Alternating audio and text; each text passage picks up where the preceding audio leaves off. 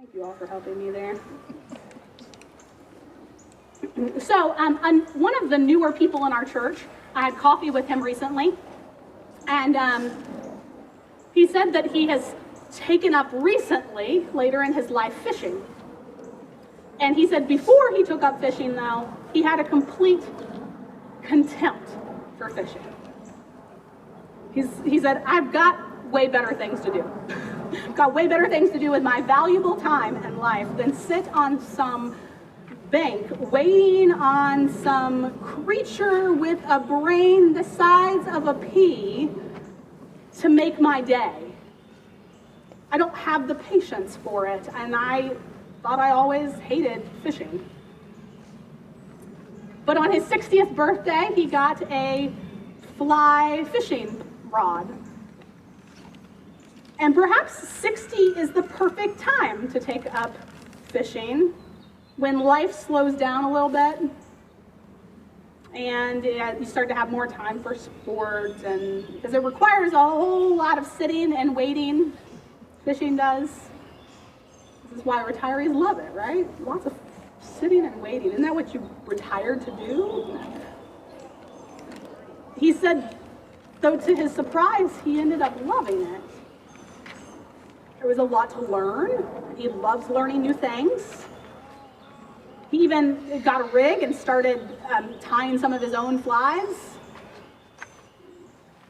And he found that kind of to be true, what they say, that trout live in some of the most beautiful places of the world.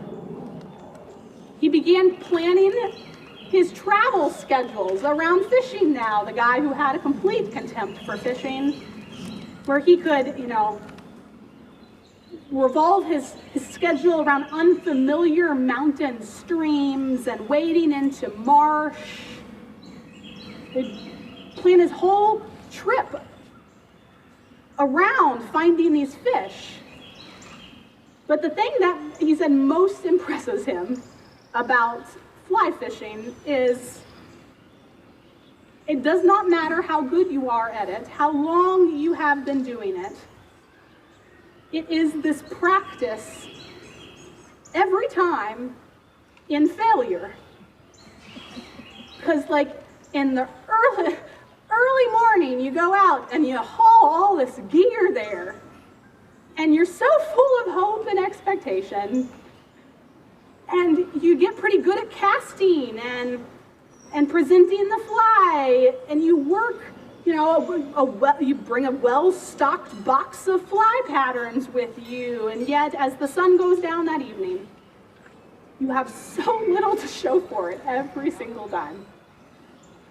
He said he was embarrassed to admit even, he's not here today, but he said he's embarrassed to admit that he even traveled all the way to Montana one time and got a guide that was supposed to show him the best streams there were and show him how to fish there, and after 2 full days of fishing, he had caught one pitiful little trout. If you're going to be a fisherman, you better get really good at failure. You better get a really good idea of failure. The funny thing is, though, when I started ministry, everyone who knew I was starting ministry said generally the same thing to me. If you're going to begin pastoral ministry, I assure you, if you have any kind of passion or vision for the church at all, if you have high expectations of yourself and your ministry, then you better get really, really, really good at handling failure. It's a rather odd message to hear as we walk these great 50 days that the church calls Eastertide together, between Easter and Pentecost. We are presented in the days just after Easter a gospel lesson that is just so chock full of failure. Easter is the joyful victory, right? The joyful victory of God, not the sad defeat.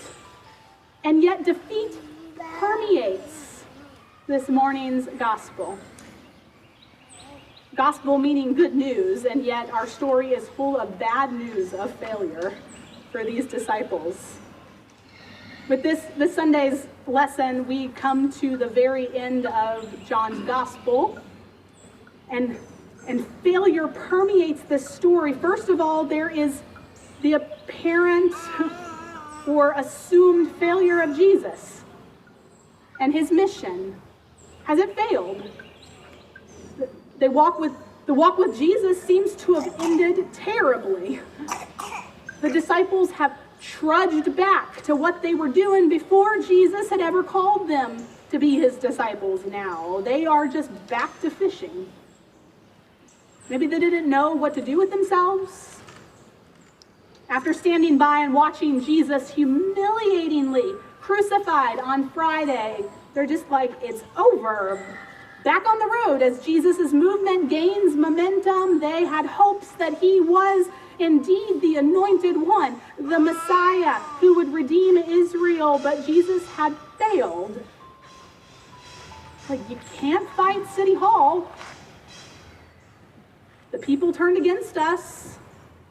The Romans had all the arms and all the power. There's nothing left for us to do, and so we might as well just go back to fishing.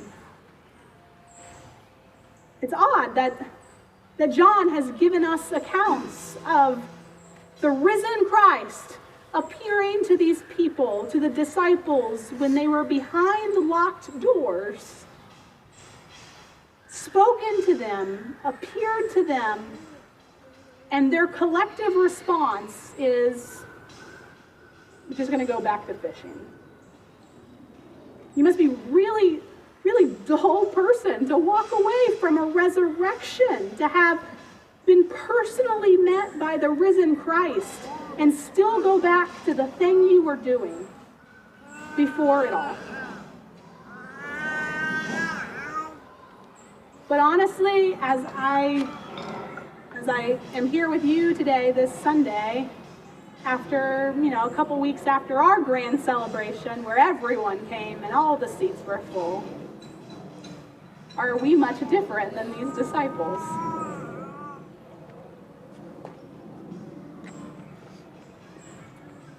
They went back to fishing, and their fishing was not much better than their discipleship. A group of disciples have been fishing all night, it says in this story, and they have not caught a thing, which is a pretty good symbol for their discipleship. Their empty nets must have seemed like this symbol of how they felt about their faith: empty, failures, defeated. Peter, the lead disciple, is among the group, and Peter personally embodied their collective failure in himself. Back in the upper room, Peter had promised he would remain steadfast, to stand with Jesus even when the going got really rough. And you know how long that lasted. Peter ended up denying Jesus 3 times and breaking down in tears at the failure of his own resolve. Know that when Peter denied Jesus in the courtyard in the middle of the night, when the maid had questioned him about his faith and who he knew, Peter was not so much denying Jesus as he was denying that he was ever a disciple. With his repeated denials, he certainly doesn't act at all like one. But now, here at the end, Jesus comes to Peter, and Jesus seeks him out and recalls him today in our scripture.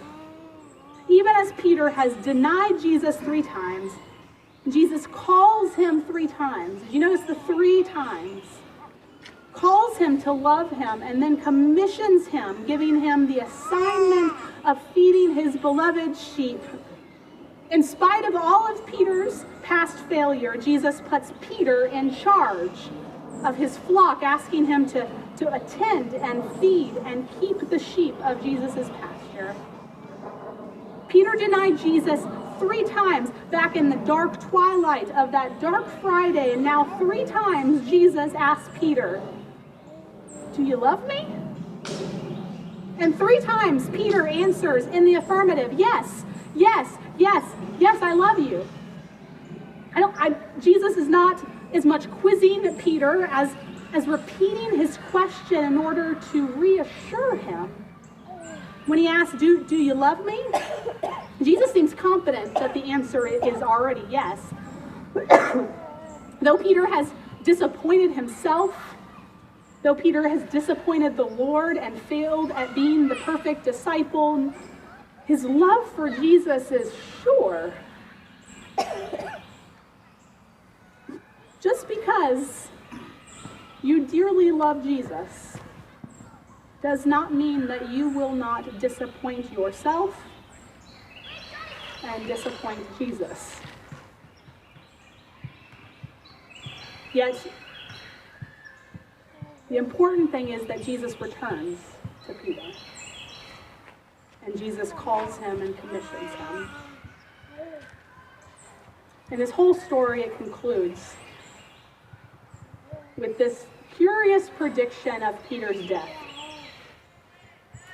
One day, Peter, the one who had once denied his Lord, and then the one who was forgiven and recalled to be the disciple by the Lord, one day you would eventually die for the Lord. Peter, the failure, the one who was charged by Jesus with tending the sheep, who were also all failures, would succeed as a martyr, that is, as a witness to Christ. Peter would prove in the end completely steadfast and faithful to Jesus' invitation, follow me. And so Eastertide with Jesus, this season that we're in right now, the days after the resurrection, is not simply moving with Jesus into eternity, and not Jesus taking us into eternity. Jesus concludes with those words ringing in our ears, follow me. I think there's a lesson here in this account of Jesus breakfasting with his disciples on the beach. Sorry if you thought Easter and the risen Christ meant that Jesus has thereby erased all discouragement. Sorry if you thought Easter and the risen Christ means that Jesus has therefore erased all frustration and failure from the world and from your life. Still, even after Easter, even after the resurrection, Christ comes and stands right in front of us. It's still possible, even then, to misunderstand, to fall away, to allow the everydayness of life, the dull, reassuring routine of life to overcome our joy of the miracle of Easter. And yet the good news is that Jesus does not just let it be. Doesn't let it be. He comes to us where we are. He seeks us out amid the dull, numbing routine of everyday life 2 weeks after the big celebratory moment. And he speaks to us and reassures us and once again calls us, follow me. Jesus won't let us just walk away. Won't let us walk away from him or his resurrection. Won't let us just shrug our shoulders and go back to an everyday routine. He comes to us. The risen Christ appears to us. He not only appears to us, he calls us. That's what we see in the story of Peter. That despite our failure, he appears to us, he calls us, and commissions us. What he expects you to do varies with each of us. But the command is all the same. Follow me. Would you pray with me?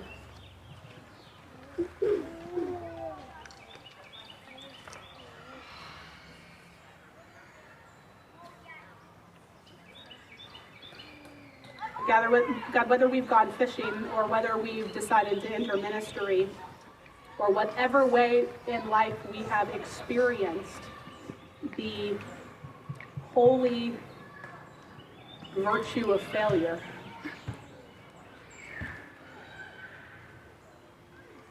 we know it, we laugh at it, and yet each of us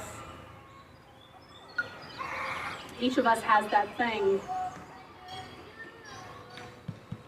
that makes us feel guilty, rebuked, unworthy about us when we come into a space like this. Each of us has that thing, whether it's what others have told them, social norms, or it is really deep down shame that has been there since the very beginning. Each of us has that thing when we come in your presence, God, where we feel often like failures and God, how could you use us?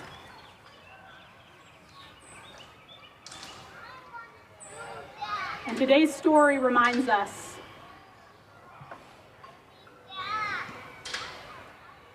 that even though we fail, you meet us, you call us, and you commission us to follow.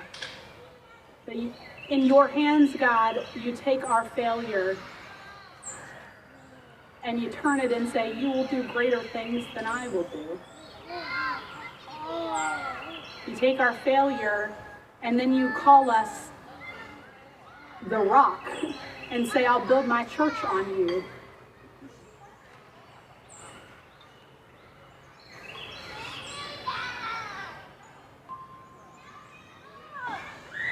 And so, God, we lay aside our shame and our failure or whatever people have told us or whatever we've assumed about our abilities and our character, our capacity to love and serve you. We lay that aside and we hear your call to follow today. If we have not heard it, if we have not responded to it before now, we hear it right now. And we say, of course, Lord. Of course, you know I love you.